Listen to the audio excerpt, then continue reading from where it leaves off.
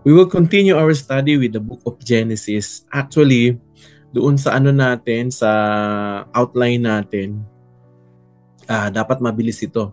Pero minabuti ko na yung first 3 chapters ng Genesis, very foundational kasi ito eh. Very foundational ang chapters na ito that I decided to really have a parang mas focus tayo, naka-zoom kumbaga. So that yung mga susunod nating pag-uusapan, medyo mabilis na tayo, mas magagrasp ninyo kasi may pinanggalingan tayo, yung very foundation of the first book actually. Napaka-importante na malaman natin yung start eh. Let me just give you a hypothetical question. What do you think will happen sa inyo kung halimbawa nanonood kayo ng movie pero nasa kalagitnaan na kayo tapos hindi nyo naabutan yung simulang-simula? Most likely sasabihin nyo, hindi ko naiintindihan yung kwento. Definitely hindi natin maiintindihan yung buong kwento kahit maganda pa yung ending. Kahit maganda pa ang ending nung movie, kung hindi natin alam kung anong naging start, hindi natin ma-appreciate. Actually, hindi natin maiintindihan, and so therefore, correct, we will not be able to fully appreciate the whole story. That's why it's very important, it's very, very important for us to understand the foundational book, the book of beginning. So, today we are going to study the second chapter, Genesis chapter 2, and basically we will be discussing God's design for creation, humanity, and relationships. So basically in this chapter, makikita natin parang sa chapter 1, yung general creation of God, tapos na. Pero pagdating sa chapter 2, mas makikita nyo, mas detalyado ang ilang mga bagay. Nakuha nyo? So titingnan natin yan, magda-dive into tayo dyan, tapos titingnan natin yung mga prinsipyo na pwede nating i-apply, mga prinsipyo that you and I can apply even into our discipleship journey. So ito ang ating objective as we study. Number 1, we would like to understand the theological significance of Genesis chapter 2. Ano bang kahalagahan ng chapter 2? Makikita natin yan. Marami. Pangalawa, we will be able to explain the distinct focus of Genesis to compared to Genesis 1. Kung mapapansin nyo, yung Genesis 1, from day 1 to day 6, tinapos na ng Panginoon yung buong Pero pagdating sa Genesis chapter 2, magsisimula, babasahin natin mamaya, ang Diyos nagpahinga. Then eventually, parang inuulit niya, may mga detalye na actually nangyari na sa chapter 1, pero makikita natin mas detalyado sa chapter 2. Number 3, we will teach the biblical foundation of marriage and work. Napakahalaga niyan. Yung kasal, yung pagsasama ng lalaki at babae, at saka ang trabaho. Kasi may mga maling pananaw dyan. So titingnan natin yan. Then eventually, we will be able to apply the truths of Genesis to today's discipleship and leadership context. So titingnan natin lahat yan, and I hope that as we study, we will be able to learn the principles, tapos malalapatan natin sa ating buhay mismo. Tayo mismo makakahanap ng mga practical applications to apply into our lives, into our work, into our marriage, and even into our ministry as we disciple people. Okay, so yan ang ating key objectives. Now, let's learn the book of Genesis chapter 2. Basahin natin muna. Let me read it to you. Sabi rito, verse 1, Thus, the heavens and the earth and all the host of them were finished. So you will notice ang parang karugtong ito ay conclusion ng buong chapter 1. Natapos na lahat. And on the 7th day, God ended His work which He had done, and you will notice the word rested. God rested on the 7th day. Now, we already discussed this last time. God rested not because He was pagod, no? Hindi siya pagod, hindi siya napapagod, pero he rested for various reasons. Number one, to appreciate his creation. Number two, eventually, that is actually an example that every one of us can follow or should follow. Dahil ang Diyos nga ay nagpahinga, nung matapos niya yung kanyang trabaho, lalong tayo mga tao. In fact, you will never find any religion in the world, just like us, that our God actually commands us to rest. No? And that is actually coming from his example. Sabi rito, he rested on the seventh day from all his work which he had done. Then, sabi rito, God blessed the seventh day and sanctified it because in it he rested from all his work which, sabi dyan, God had created and made. Alam niyo, ang Panginoon nating Diyos, hindi siya napapagod. Makapangyarihan siya sa lahat.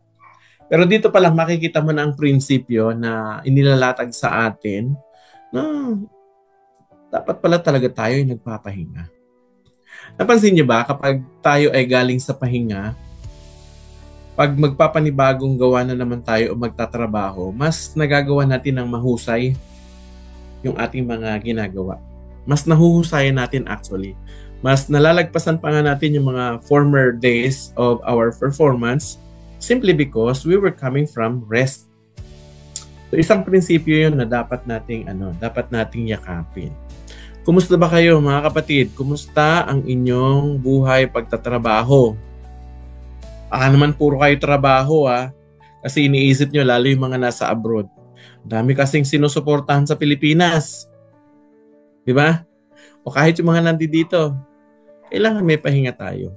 Kasi sa pahinga, doon natin mas na-appreciate yung ating ginagawa. At the same time, mas nagiging napapahusay natin actually yung trabaho natin. Napansin nyo ba yung kapag tuloy-tuloy ang trabaho nyo? Kahit sa buong araw, halimbawa, imbes na 8 oras ka nagtrabaho, tinuloy-tuloy mo, nag-12 hours ka. Pansinin mo, yung mga huling oras ng trabaho mo, nagiging parang pumapalpa ka na.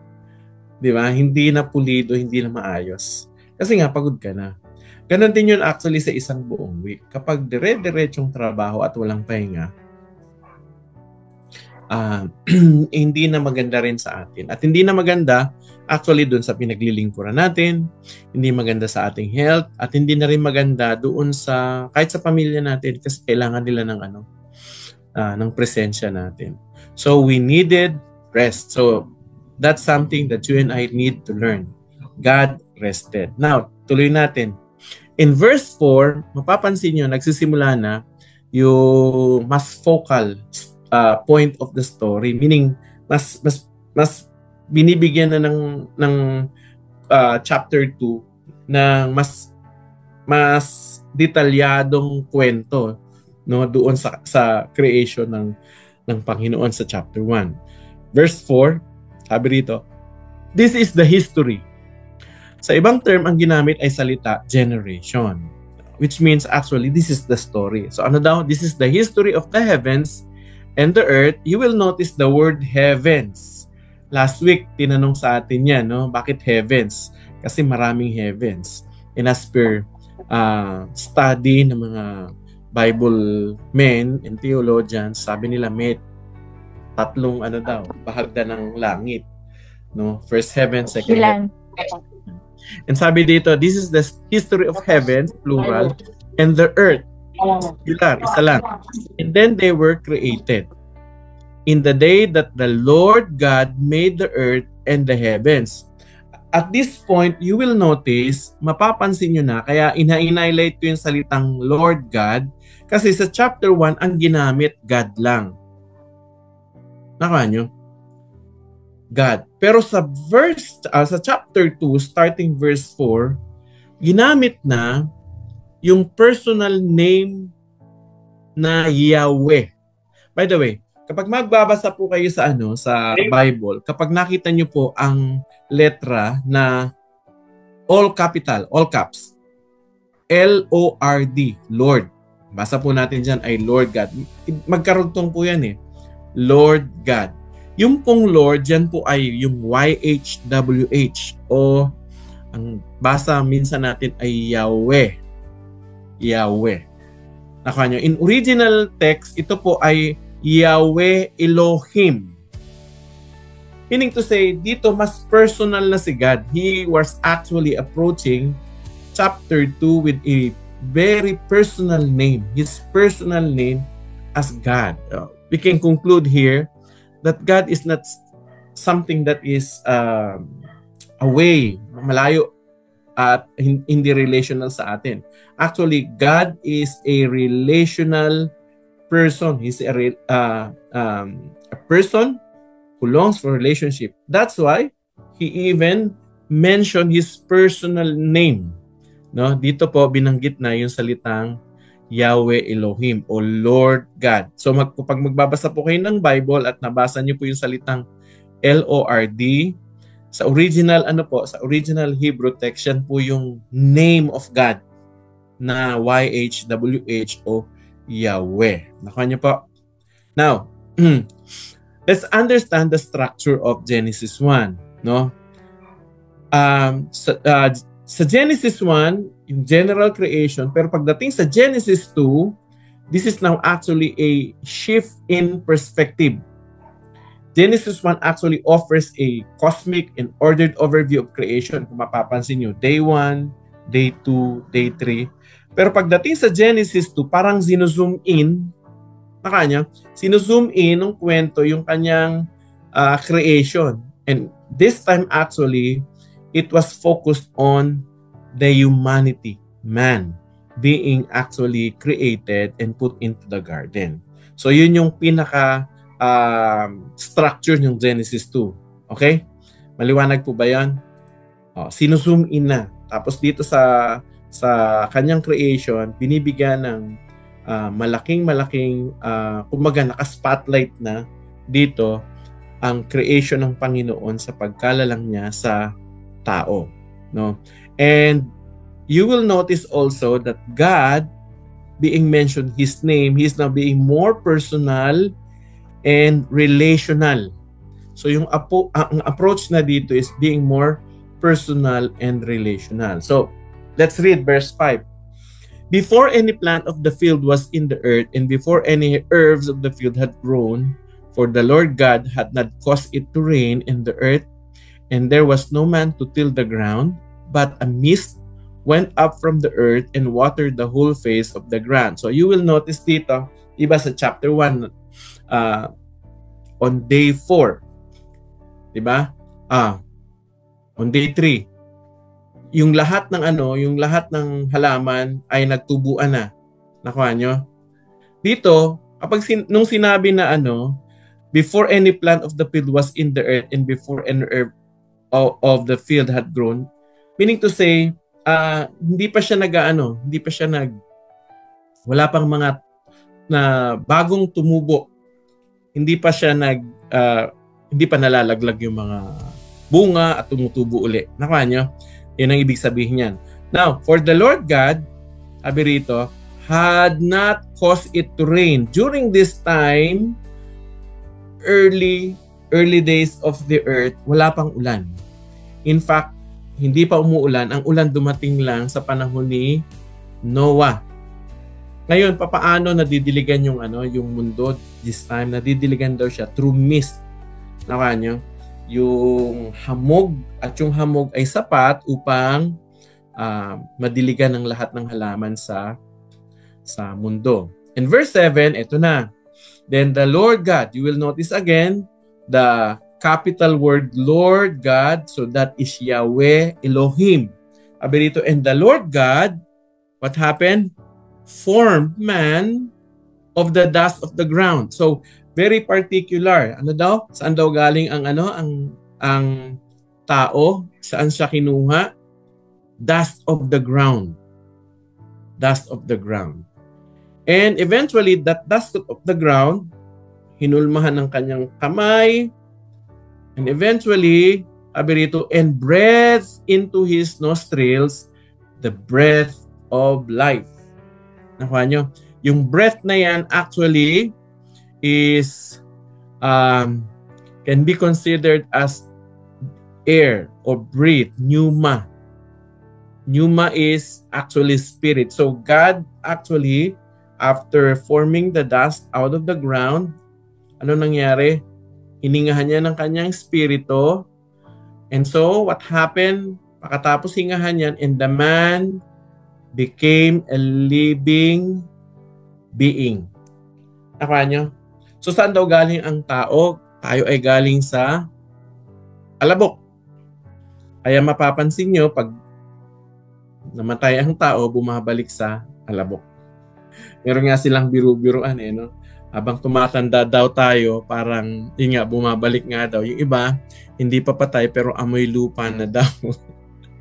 Pero kasi ang totoo, ang ating mga katawan ay galing sa lupa.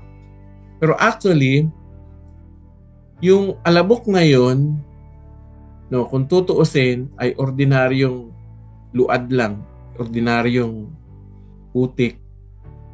Naging napakahalaga niya, hindi dahil sa composition niya na galing sa lupa, kundi dahil sa hininga na ibinigay mismo ng Diyos na galing sa Kanya.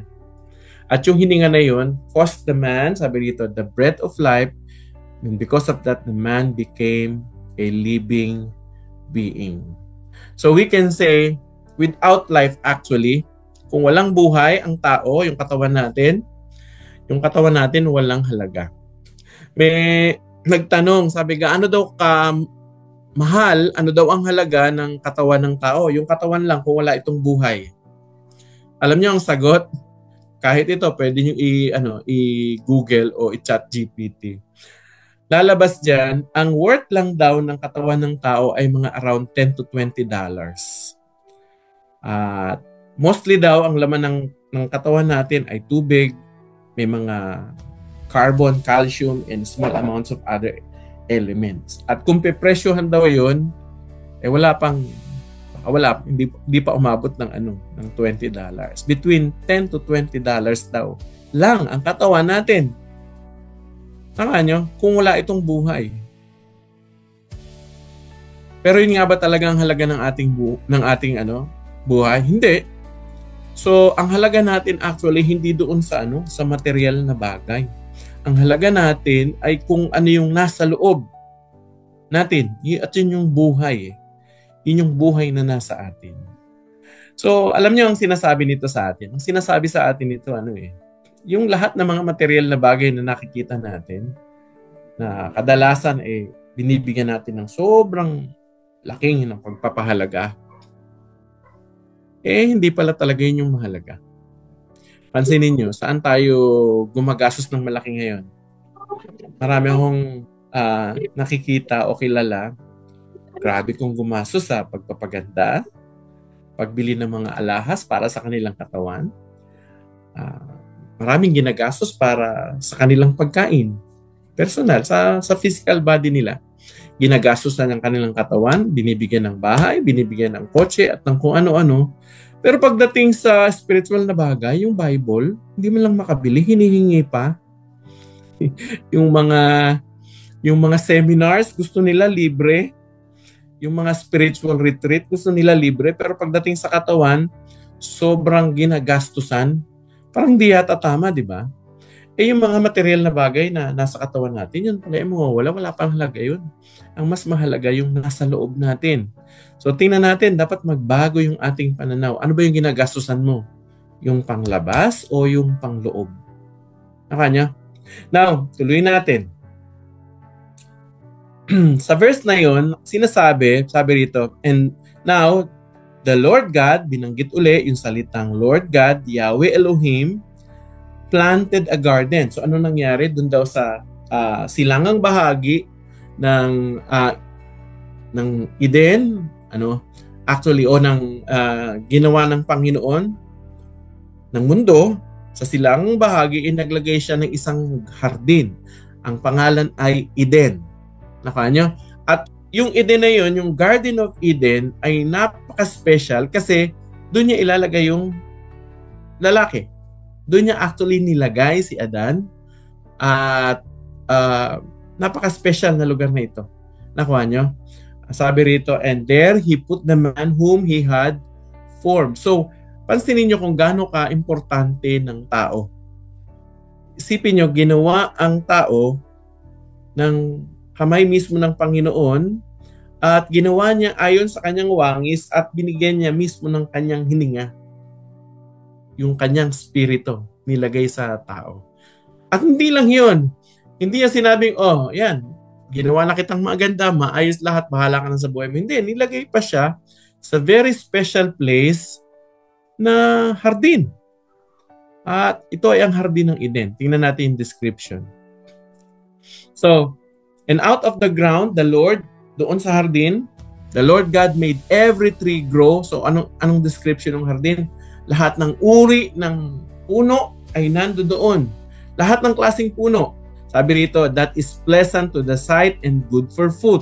Sa lahat ng makikita niyong puno na may magagandang kulay, ang kanilang dahon, ang sanga nila, iba-ibang korte, iba-ibang kulay. Mapapansin niyo mga puno, iba-ibang kulay. May pula, may dilaw, may puti, may itim. Lahat ng klase, at hindi lang yun, iba't ibang kulay, iba't ibang shape ng mga bunga. Nakuha niya, at hindi lang basta yun, at iba't ibang iba-ibang lasa ng bunga ng mga punong ito. So, pleasant, hindi lang basta linagyan, kundi pleasant, napakaganda sa paningin ng tao at napakasarap sa pagkain ng tao. Nakuha niyo, at least on time na yon si Adan. So the tree, hindi lang yan, may mapapansin kayo rito, the tree of life was also in the midst of the garden and the tree of the knowledge of good and evil. Ngayon, gusto kong i-highlight 'yon, no? Doon daw sa hardin ay nandoon. Actually, may dalawang klaseng puno na very special. At nasaan daw yung puno na 'yon? In the midst. So sa gitna ng hardin, akala ko dati, ang nasa gitna ng hardin yung puno lang ng pagkaalam ng mabuti at masama, yung tree of knowledge of good and evil. Hindi pala. Ang nandun pala sa gitna ng hardin, ang unang-unang nando doon, yung tree of life, yung puno ng buhay, no, the tree of life. At kasama doon yung the tree of the knowledge of good and evil. Now, let's continue. Let's go to the key teachings of Genesis chapter 2. No, what are the things that we can learn from chapter 2? No, number 1, we will be able to see that in chapter 2, God is very much involved as a person. When we say person, I don't mean human, no? Ang person kasi hindi naman ibig sabihin human. Ang person, ang ibig sabihin niyan, meron siyang intellect, meron siyang will, at meron siyang emotion. He is actually very much involved as a person. He is personally involved with man. How do we know that? From the word Lord God. Maraming beses na pinakita ko sa inyo, di ba? Naka-yellow, naka-bold.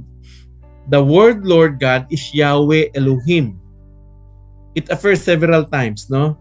It only shows that God is actually a covenantal person. A God who is a covenantal in nature. Meaning to say, He loves to have a relationship personally with His creation, and especially to the most special created being, and that is us.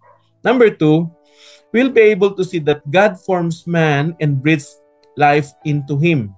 Ano ibig sabihin nun? Hindi siya kumuha ng hininga ng kung may hininga man, no? Hindi siya kumuha ng hininga ng kahoy, hindi siya kumuha ng hininga ng isda, hindi siya kumuha ng hininga ng hayop, kundi yung hininga niya mismo. Nakuha niya, ang ibig sabihin niyan, isipin niyo kung paano niya hiningahan. Di ba?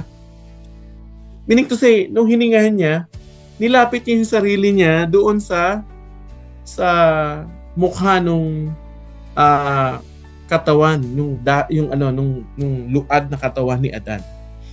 So, meaning to say, he was really very personal, and he was intimate with His creation. Nakuha nyo? So meron actually sa atin, may isang nagsabing mathematician na pangalan niya ay Blaise Pascal. Sabi niya, meron daw sa ating lugar o rooms sa buhay natin, sa puso natin o sa kaluluwa natin na ang tanging Diyos lang ang makakalaman nun. Actually, in the very first day, no, sa creation ng tao, yun ang nilagay ng Diyos, yung kanyang spirito. Nakuha nyo? So, God is a very personal and intimate to His creation. Number 3, actually, this truth actually contrasts with the majestic spoken word creation in Genesis chapter 1. Bakit? Sa Genesis chapter 1 kasi, ang Diyos, nung gumawa siya, sinabi niya lang, magkaroon ng liwanag. Mahiwalay ang tubig sa lupa. Diba? Mahiwalay ang tubig sa tubig. Mahiwalay ang tubig sa lupa. Magkaroon ng lahat ng uri ng halaman. Lahat, pag sinabi niya, automatic nagkakaroon eh. Magkaroon ng mga isda sa tubig. Lahat ng klaseng isda. Magkaroon ng lahat ng gumagapang na hayop. Diba? Lumilipad sa langit. Lahat yun. Pag sinabi niya lang, automatic, nagkakaroon. In contrast to that, man being a created being by God is very different. He actually molded us by His hand. So what does it tell you, mga kapatid? It tells you that you and we as created being, a human being, is very special. We are very special because we were created by the hand of God, and He even gave us His breath, His life. And out of the ground of the Lord God made every tree grow that is pleasant in the sight and good for food. Now, gusto ko ritong bigyan ng emphasis that the tree of life was actually in the midst of the garden, pero hindi lang yon, may isa pa, the tree of knowledge of good and evil. Dito na pumapasok ngayon yung tree of knowledge of good and evil. It was actually put in the center of the garden. Iniisip ko siguro, sobra, ang ganda-ganda nito, ang daming bunga.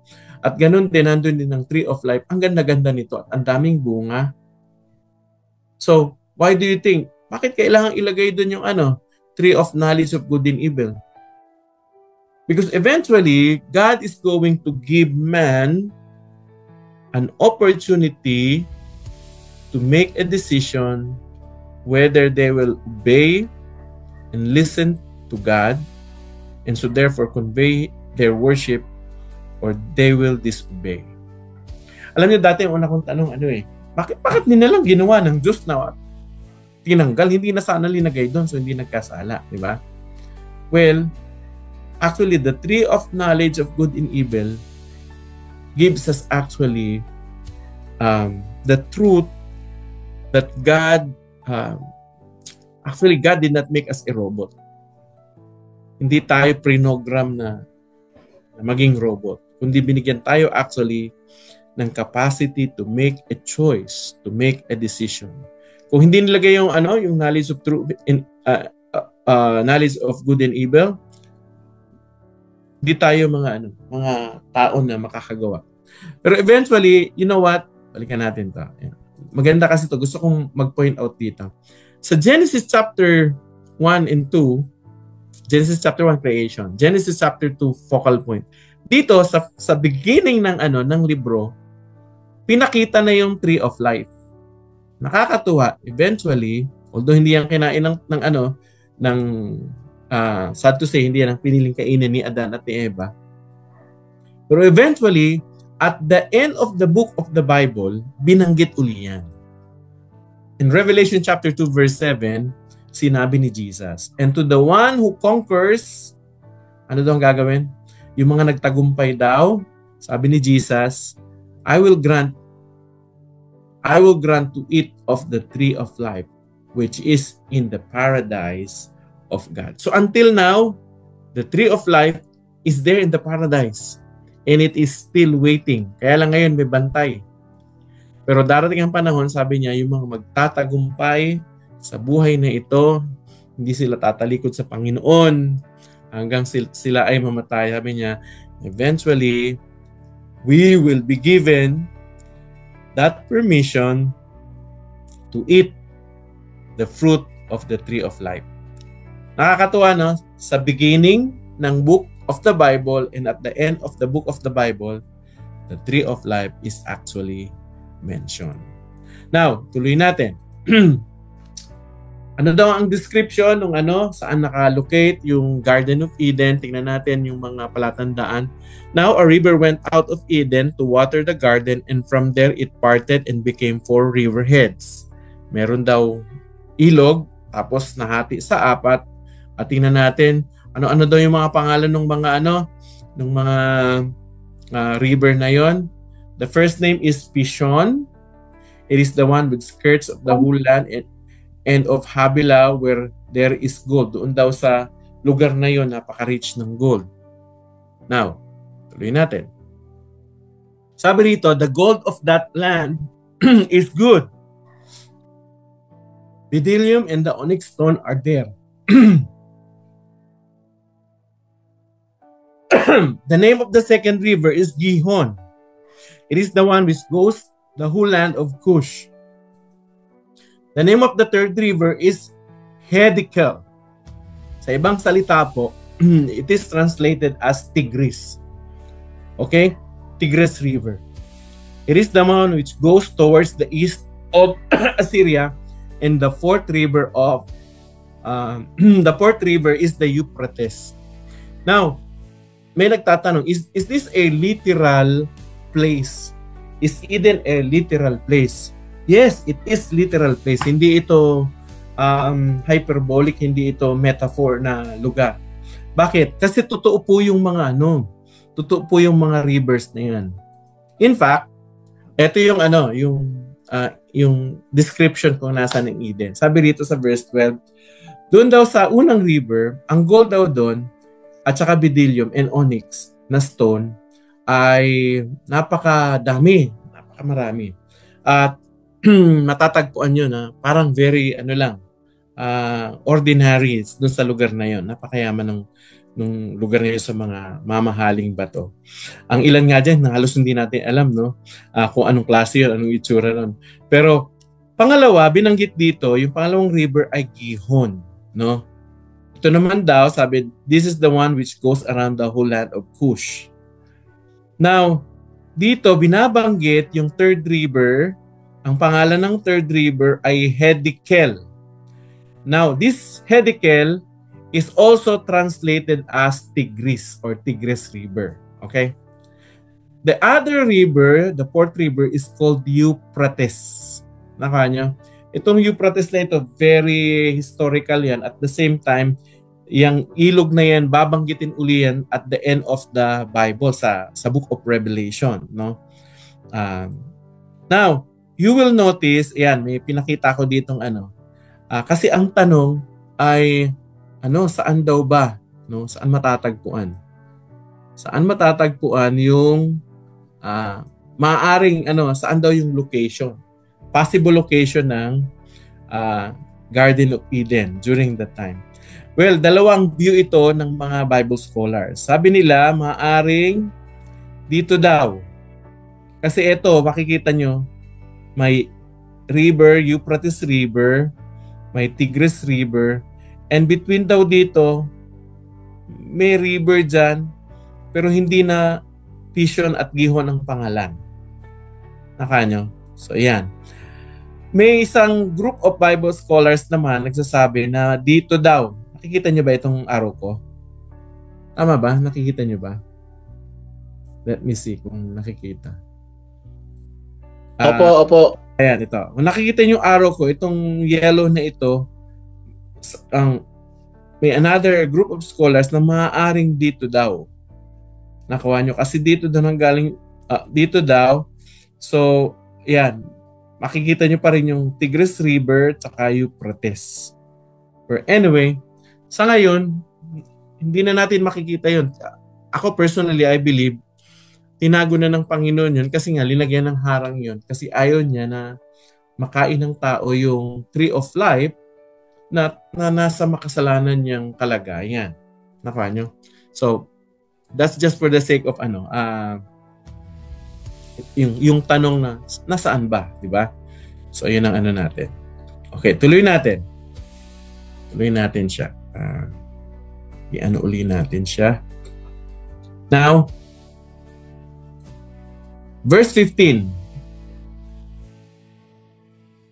Ayan, sabi dyan, the Lord God took the man and put him into the Garden of Eden to tend and keep it. Tingnan nyo, ano daw ang ginawa ng Panginoong Diyos? Nung ginawa niya si Adan, nilagay niya sa hardin. At anong ginawa niya sa hardin? Para kumain lang, magpakasaya at maglaro. Hindi. Meron siyang trabaho. He was actually given in a purpose. And what was his purpose? Sabi rito, to tend and keep the garden. So God gave man his work. Listen to this, as his calling. Why? Because God wants us to govern, to tend, to keep, to manage what He has given us. And during this time, at the time of Adam, he was given the task, the work, to tend and keep. Meaning to say, pagyamanin, pagandahin pa. Perfect na yung ginawa ng Panginoon. Pero si Adan ay nilagay doon para magtrabaho. Yun ang kanyang purpose. Actually, listen to this. It only tells us that work actually is not a curse. Akala kasi natin, marami sa atin na akala, ay ang trabaho, ano yan, sumpa. Kung hindi sana nagkasala ang tao, hindi tayo nagtatrabaho. No. Ang trabaho ay nasa atin na, binigay na ng Panginoong Diyos sa tao yan bago pa dumating ang pagkakasala o ang sumpa. Kasi ang trabaho hindi siya sumpa. Actually, ang trabaho ay calling. Nakuha nyo? Yan ay itinalaga ng Panginoon sa atin dyan. Kasi napapansin nyo ba, pag wala kang trabaho, alam mo, wala kang trabaho, tambay ka lang, parang wala ng purpose ang buhay. Pero pag may nagtatrabaho ka, gumagawa ka, oo, nahihirapan tayo, nagpapawis tayo, napapagod tayo. Pero mararamdaman mo, may purpose ang buhay mo na na meron kang fulfillment. Ito, madalas kong marinig to, yung mga yung mga senior na. Yung mga senior na actually gusto pa rin nila magtrabaho, pagtrabahuhin natin sila. Alam niyo kung bakit? Marami kasi akong nakita at narinig din na nung tinanggalan ng trabaho yung mga senior, mabilis silang namamatay. Totoo. Kasi wala na silang nakitang purpose sa buhay nila eh. So inihintay nilang mamamatay na lang ako. Hindi. Kahit senior na, matanda na, bigyan pa rin natin ng trabaho. In fact, yung mga senior na nagtatrabaho, mas mahaba ang buhay nila. Pansinin nyo sa Japan. 70s na, 80s na, nagtatrabaho pa rin, nagsaserve pa rin ng noodles sa mga restaurant. Okay, kasi ang work hindi siya sumpa, is actually a blessing. Work is where you can find purpose. It is a calling. Kaya alam niyo ito mga kapatid, yung trabaho nyo, ano man ang trabaho nyo, maging kayo man ay teacher, OFW, businessman, kahera, nani, kasama sa bahay, o waiter, kung ano man ang trabaho nyo. Alam niyo yung trabahong yan, calling yan. Nawa nyo? Calling yan. That is actually God's calling, and I tell you, God is going to use you in your work. And work actually, listen to this, is a worship. Worship, ang trabaho ay pagsamba sa Panginoon. So, yan ang mga natin. So, what are the teachings that we can learn from Genesis chapter 2? Number 2, we can learn man's purpose in the garden. In Genesis 2:15, sabi doon, the Lord God took the man and put him in the Garden of Eden to work it and keep it. Nakuha nyo? Sa ibang translation yung salitang work it. Yung kanina, King James Version, tend it. It's equivalent to work it. Bakit daw nilagay ang tao sa garden? To work it and keep it.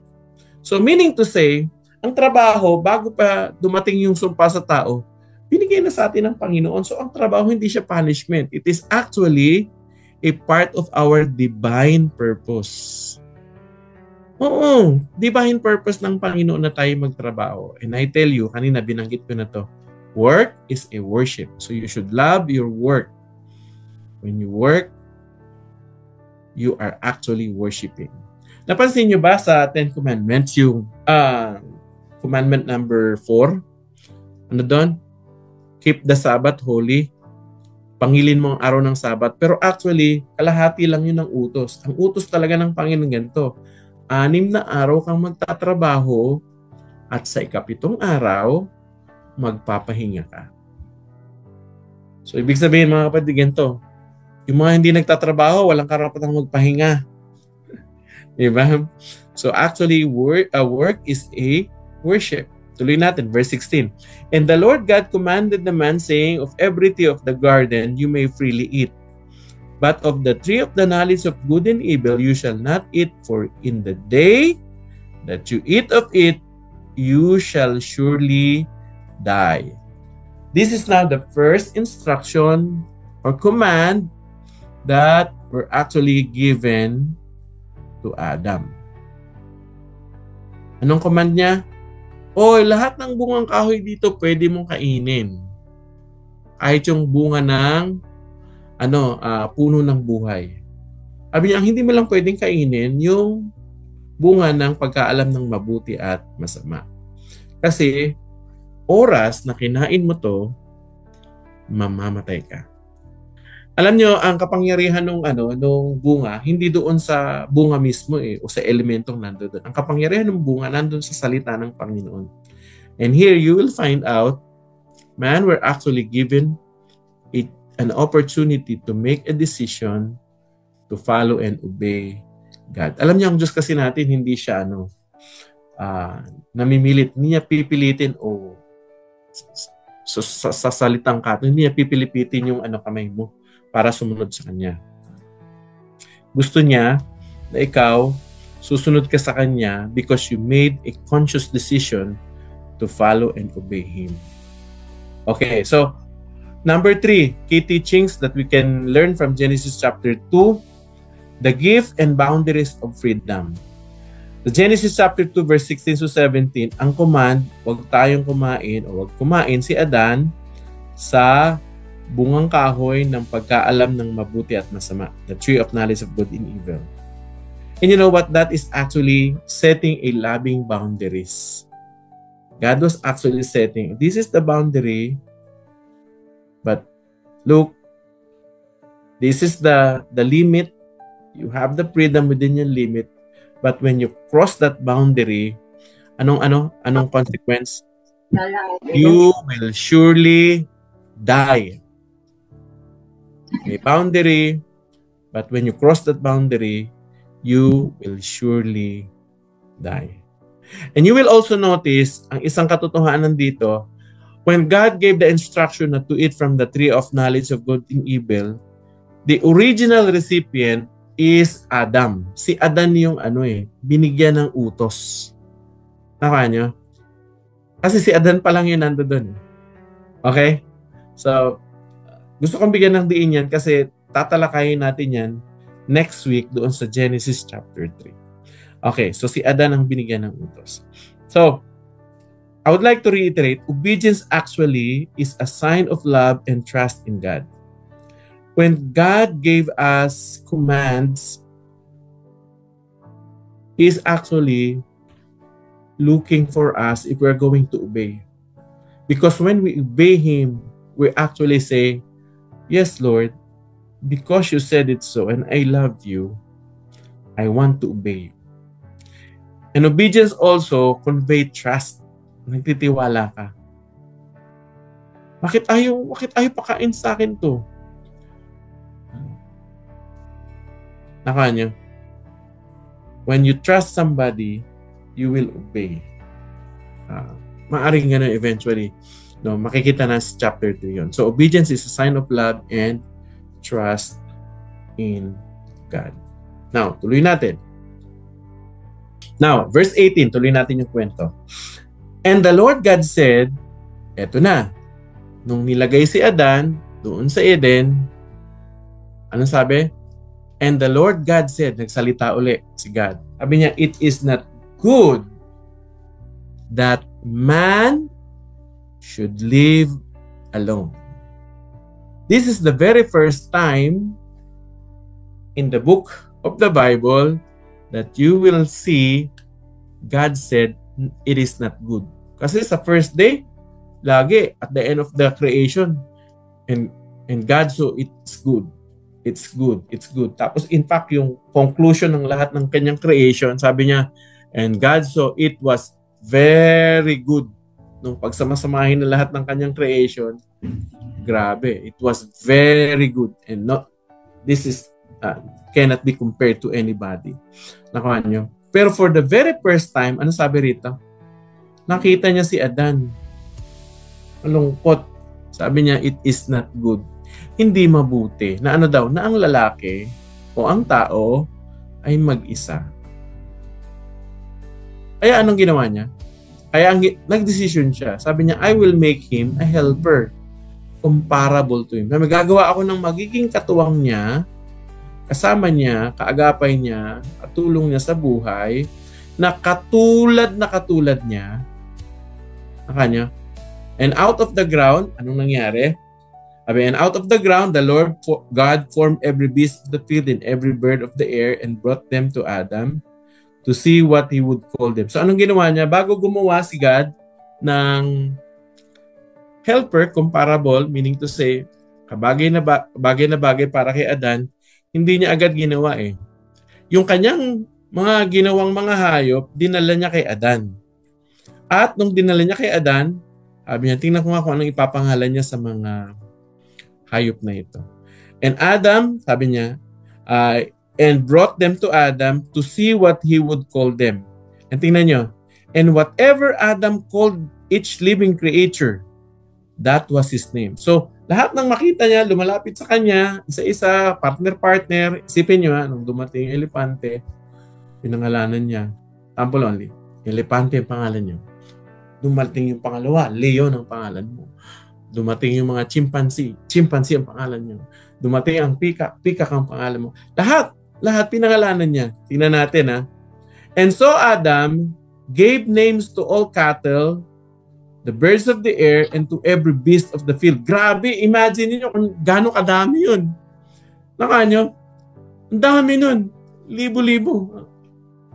At lahat pinangalanan niya. Nakanyo? At ini-imagine ko nung pinapangalanan ni Adan, yung bawat hayop, lumalapit sa kanya partner. Babaeng elepante, lalaking elepante, o pangalan niyo elepante. Ang Diyos tuwang-tuwa, hindi siya nag-comment, hindi sinabi ng Panginoong Diyos na, oy, mali ang tawag mo. Hindi ganoon eh. In fact, alam mo yun, kung ano itawag niya. Meaning to say, even God Himself was so happy to see Adam doing that. Meaning to say, gusto ko sabihin na napaka-genius ng na Adan na ito. Kahit anong tawagin niya, walang comment si God. Okay yan, maganda lahat. Perfect. No, lahat ng hayop, lahat ng ibon. Kaya lang sabi rito, but for Adam, ano daw nangyari? Nakita niya magkaka-partner, magkakasama, magkakatuwang. But for Adam, there was not found a helper comparable to him. Sa lahat ng hayop na lumapit sa kanya, wala siyang nakita na, teka muna, wala akong katulad, wala akong kapareho na pwede kong makatulong. Nakanyo? Wala siyang kapareho. So that created a longing, I should say. No, parang nakita ni Adam, may kapartner. O yung rabbit, may lalaki, may babae, may kapartner sila. O yung manok, may tandang, may inahin, magkapartner sila. Nung natapos na lahat, teka muna, parang ako, wala akong kapartner. Nakanya? So that has created a longing. No? So anong ginawa ng Panginoon? And the Lord God caused a deep sleep to fall on Adam, and he slept, and he took one of his ribs and closed up the flesh in its place. So the first operation happened in the Garden of Eden. Pinatulog ng mahimbing na himbing si Adan, binuksan ang kanyang tagiliran, kinuha yung isa sa kanyang mga tadyang. At sinara ito uli. At the rib which the Lord had taken from the man, He made it into a woman. Ginawa niya itong babae at dinala niya ito sa lalaki. Grabe, no? Hindi gumawa ng panibagong luad o hindi gumawa ng panibagong putik ang Panginoon at ginawa niyang babae. Hindi.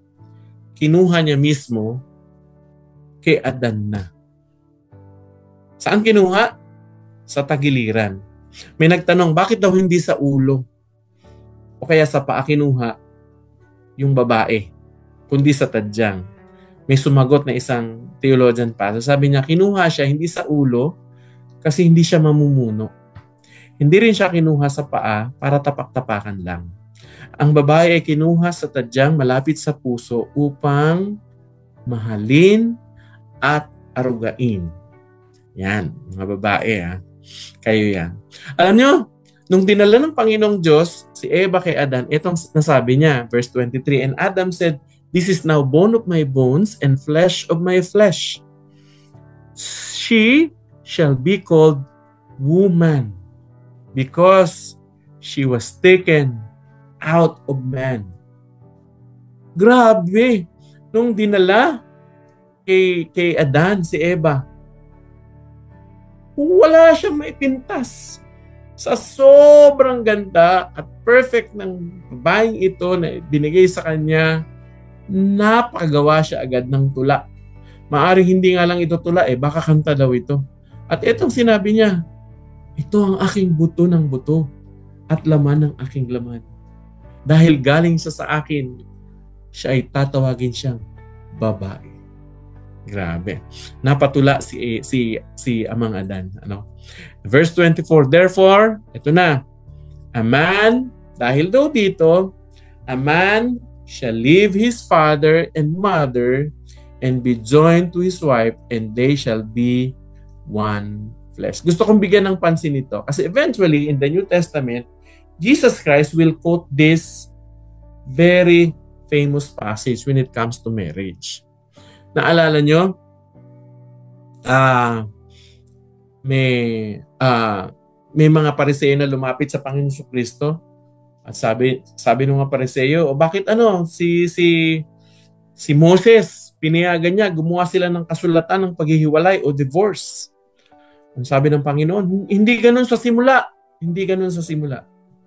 Dito nang gagaling yung talatang sinabi ng Panginoon na sila na iiwanan ng lalaki ang kanyang mga magulang, sasama sa kanya o makikipisan sa kanyang asawang babae at sila ay magiging isa.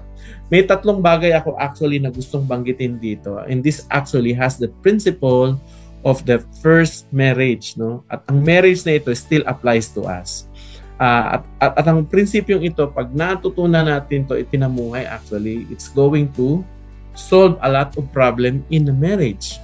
Okay? Number 1, sabi rito, therefore a man shall leave his father. Yung principle of living. Sa marriage, it should always be a principle of living. Ano ibig sabihin yan? Kung mag-aasawa ka na, kung may asawa ka na, dapat nakapisan ka na sa sarili. Hindi ka na, dapat nakahiwalay na kayo sa inyong mga magulang. Hindi na kayo nakapisan sa kanila, kundi kayong mag-asawa, magkapisan na, iba na dapat ang inyong bahay, iba na dapat ang inyong tahanan. Yun po ang prinsipyo ng living. So you will have to leave your parents. Ano daw nangyari pag mag-asawa na? And join to his wife. Ang tawag po dyan ay cleaving. So the living principle, and number 2, the cleaving principle. Ano yung cleaving? Magiging isa kayo. Magsasama na kayo. Minsan may nagtanong sa akin Pastor, pwede po bang pakasal? Sabi ko, pwede naman. Sabi ko, normal tinatanong ka, bakit ka magpapakasal? Eh, ang sagot ba naman sa akin, kasi mag-a-abroad na ako eh. Ayokong iwanan itong nobya ko na na hindi kami kasal. Sabi ko, mukhang mali yata yung mali yung iniisip niyo. Kasi ang pag-aasawa ay pagsasama, hindi paghihiwalay. Kung gusto niyo mag-asawa, magsama kayo. Pero kung mag-a-abroad ka, patapos mo siyang pakasalan, at ang plano mo iwanan siya, wag na muna kayo magpakasal. Kasi ang prinsipyo ng pag-aasawa ay pagsasama. Ang dami kayang naging problema sa relasyon dahil hindi na sila magkasama ng kanyang asawa, hindi na magkapisan. Pasintabi, pero sa mga natin, sa mga kababayan natin na tatrabaho sa abroad, kung masyado na kayong matagal sa abroad at masyado nang matagal na kayo ay napahiwalay sa inyong asawa, mag-isip-isip kayo.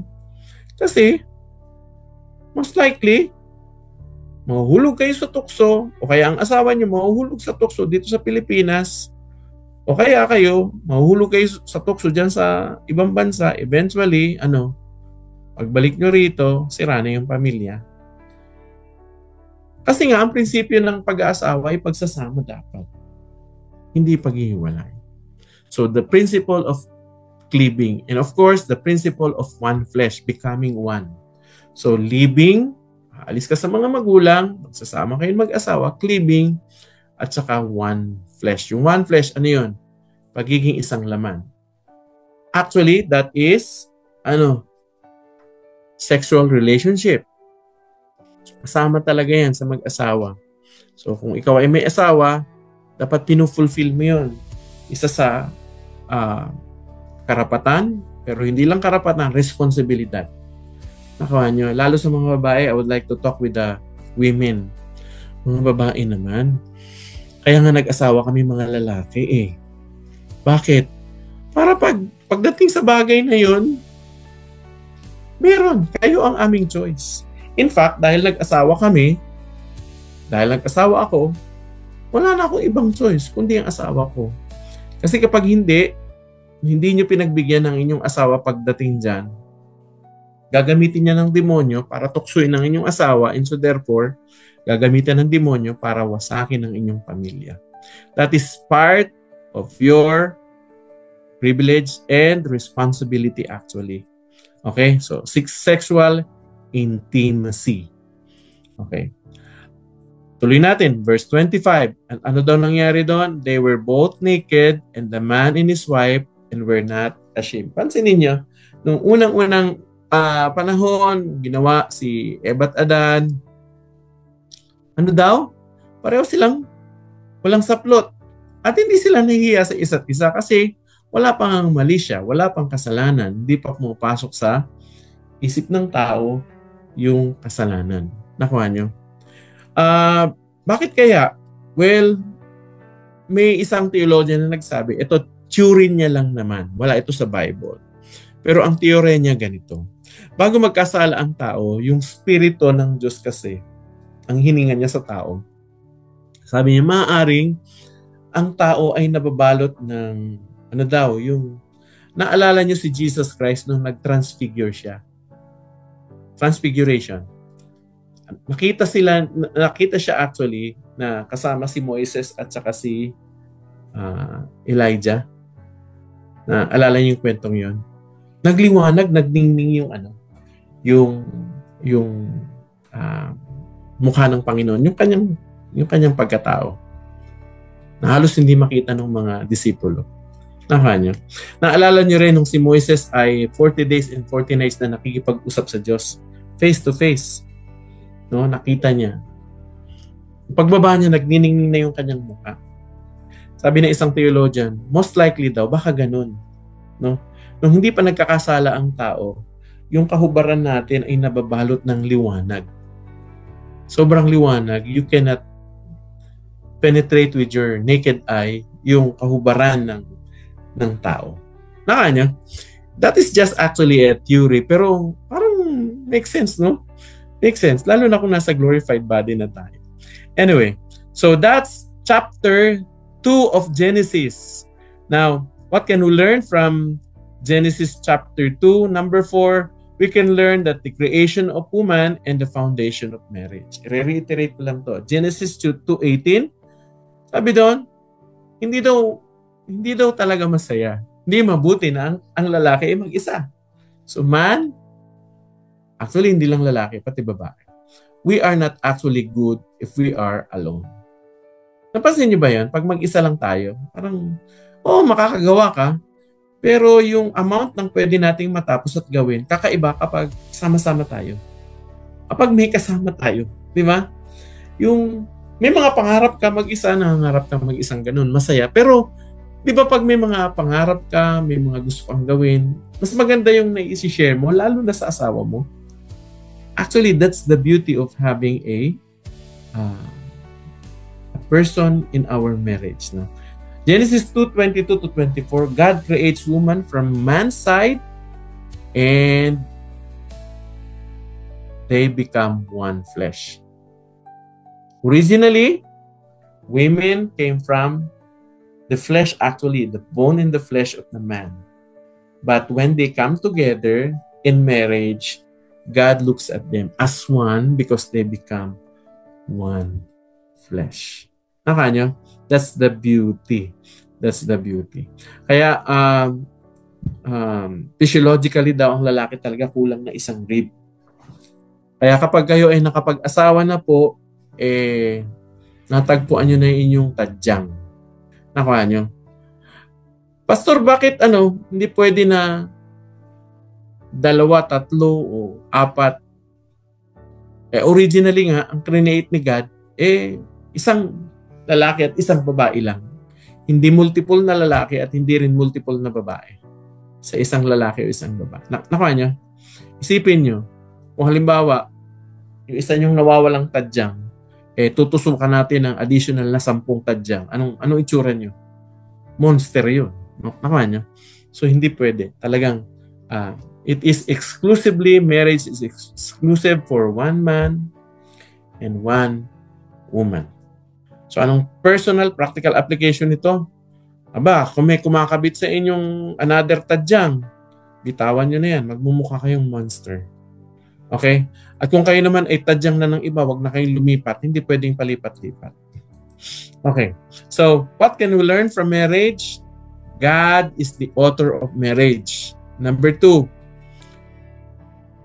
God designed marriage to be enjoyed. Nakuha nyo? Dapat yung marriage, ini-enjoy natin yan. Hindi ini-endure. Meron na ba sa inyo rito, nasa point na ini-endure nyo na lang, hindi nyo na ini-enjoy? Hindi, balikan yung original design. Original design is, ang design pala ni God, i-enjoy ko yung marriage ko. So kung nandyan ka na sa marriage na yan, gawin mo na ang lahat ng pwede mong gawin para ma-enjoy yan. Nakuha niyo? It is designed to be enjoyed. Marriage is a covenant. It is not just a contract. Bakit? And by the way, the first marriage was officiated in the garden. May mga nagsasabi, hindi kasi dapat ang kasal sa loob lang ng kapilya. O, may mga ganun pa sa loob lang ng simbahan. Well, yung first marriage sa sa garden Di ba? And actually, it is a covenant. Yung first marriage, walang contract. Ngayon, may contract tayo for legalities, pero covenant yan. Meaning to say, kasunduan yan, hindi yan nababali. At ang Diyos mismo, ang witness. No? Marriage is a partnership, complementary, and unity. Ano ibig sabihin yan? Ang pag-aasawa o sa pag-aasawa, hindi lang one way, hindi lang si lalaki ang nagdadala, hindi lang si babae, kundi pareho nagtutulungan. Complementary. Nakuha nyo, hindi competition, hindi compete, kundi complement. And of course, unity. Dapat may pagkakaisa. May pagkakaisang puso, may pagkakaisang kalooban, may pagkakaisang pananampalataya. Nakuha nyo? Ayan. So, what are the practical application that we can apply? Of course, in marriage, you have to cultivate personal intimacy with God and teach others to do the same. Unang-una, ang relasyon natin dapat nakafocus kay God. Pangalawa, yung sa asawa. Nakuha nyo? We have to model also a purposeful living. You have to understand your work is a calling. Yung ating mga trabaho, hindi yan pahirap. Yan ay panawagan. Pangatlo, kung napakahalaga sa Diyos ang marriage at ito ay covenant, and so therefore, dapat gagawin pala natin ang lahat ng bagay para mapatatag, mapatibay, mapaganda ang ating pag-aasawa, yung ating pagsasamahan sa ating asawa at ang ating pamilya. So you have to strengthen your marriages and your families. And of course, number 4, we have to teach also boundaries with grace. Sa ating mga anak, no, meron tayong mga boundaries na nilalatag, pero dapat makita rin sa atin yung grace. Yung biyaya katulad ng sa Panginoon. Siya yung ating tinutularan. So that is Genesis chapter 2. Amen po ba?